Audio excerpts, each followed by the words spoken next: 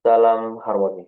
Baik, sebelumnya perkenalkan nama saya Ferdi Budiardian dengan NIM 2315100072 dari program studi ilmu komputer. Baik, pada video kali ini saya akan menjelaskan struktur folder dan file utama dari proyek API inventory yang saya buat sedemikian rupa menggunakan freeware Laravel. Nah, jadi Laravel menerapkan konsep MVC, yaitu Modeling, View, and Controller, dan pemisahan tanggung jawab, sehingga setiap folder memiliki fungsi yang jelas. Langsung saja di sini saya membahas sedikit tentang fungsi apa saja sih yang ada di file-file eh, code di inventory ini. Nah, jadi yang pertama ada folder app. Nah, jadi folder app ini menurunkan inti merupakan Nah, jadi folder app ini merupakan inti dari aplikasi, kemudian tempat seluruh logika bisnis dan pemrosesan request berada. Nah, lanjut kita masuk ke app HTTP controller. Nah, di sini folder ini berisi controller, yaitu komponen yang menerima request dari klien, memproses data, mengembalikan respon JSON. Nah, kemudian ada out controller uh, .php.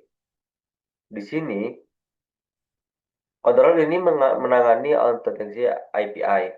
Fungsi utamanya adalah login. Secara konsep, kode ini di dalamnya melakukan validasi email dan password, autentikasi user, pembuatan token menggunakan uh, Sandstone. Sandstone. Kemudian mengembalikan token dalam format JSON. Nah, contoh pengulangan logikanya itu ada di sini.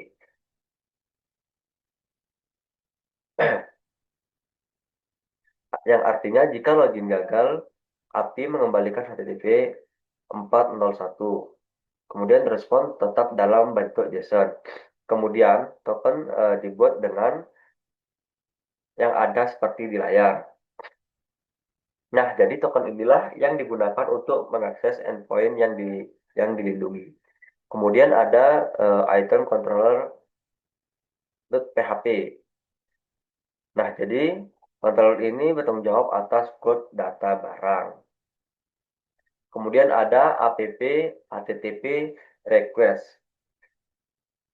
Nah, jadi di sini folder ini digunakan untuk memvalidasi request daripada menulis validasi langsung di controller. Laravel ini menyediakan form request agar kode lebih rapi. Kemudian ada app/models. Nah, yang di sini. Folder models ini mempresentasikan tabel database seperti user.php misalnya.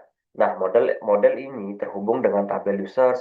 Hal penting di dalamnya itu ada use Laravel, Sandstone, dan hash API tokens. Nah, terkait ini memungkinkan user membuat token baru menggunakan token untuk autentikasi API. Tanpa ini, fitur login API tidak akan berjalan tentunya.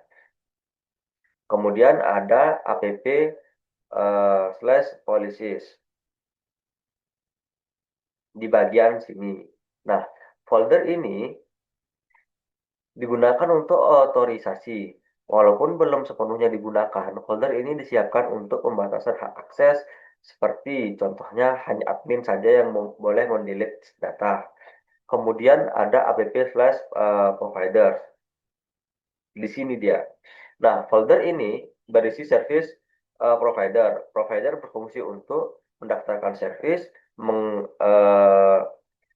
mendaftarkan service, mengkonfigurasi global aplikasi. Nah, Laravel akan memanggil provider ini saat aplikasi dijalankan.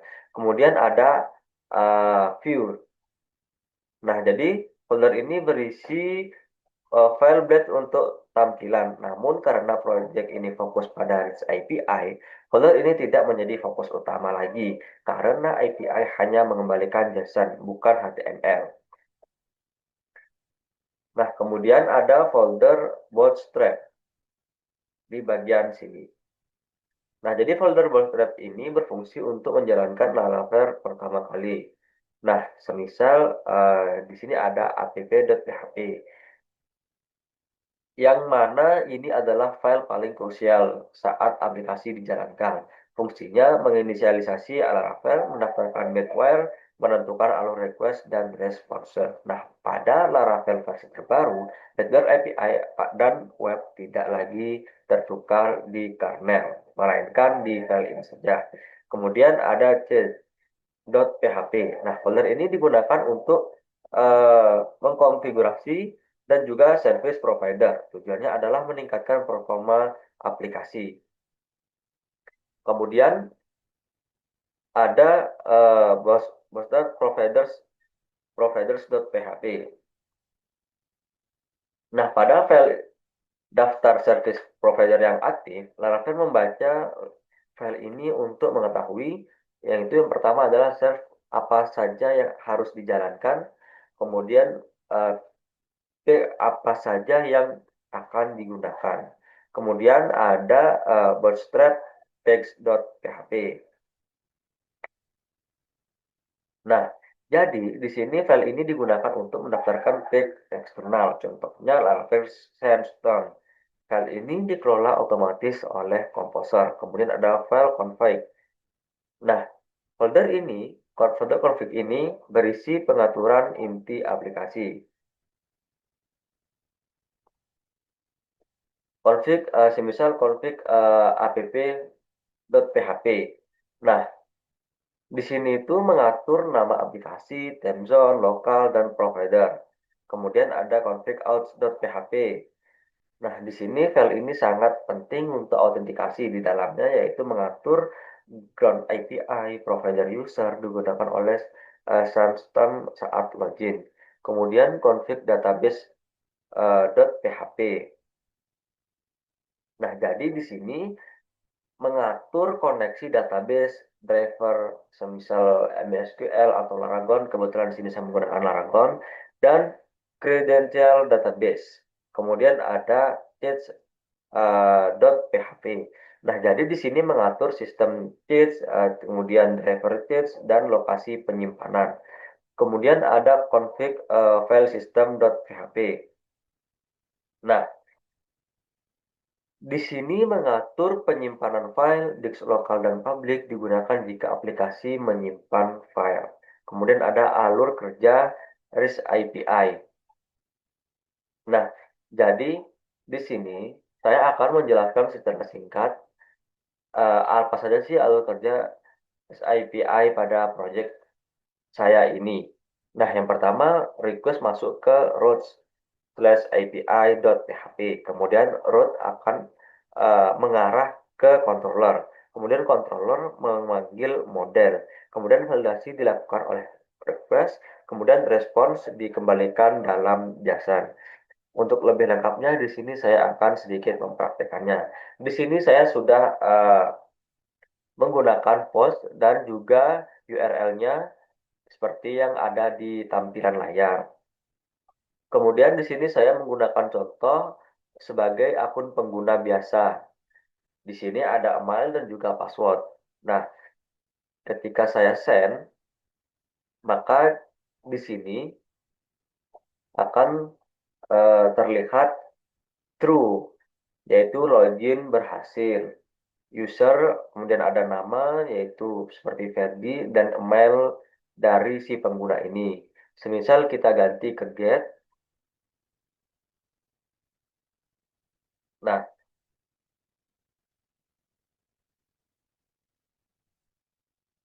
setelah itu kita send kembali.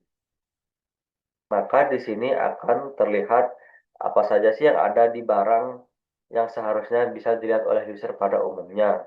Nah, di sini terlihat semuanya seperti harga, stok, nama barang, dan juga eh, sedikit deskripsinya. Dan sekarang semisal kita akan mendelete, kemudian kita send, nah maka di sini akan menampilkan 405 method not allowed. Nah, jadi di sini untuk bagian user tidak bisa mendelete yang ada di web tersebut karena tidak memiliki akses untuk mendelete tersebut. Yang hanya bisa memiliki akses adalah si admin. Nah, baik, jadi itu tadi yang bisa saya jelaskan. Jika ada kesalahan kata dan kurangnya, maka saya meminta maaf yang sebesar-besarnya. Dan saya tutup dengan salam harmoni.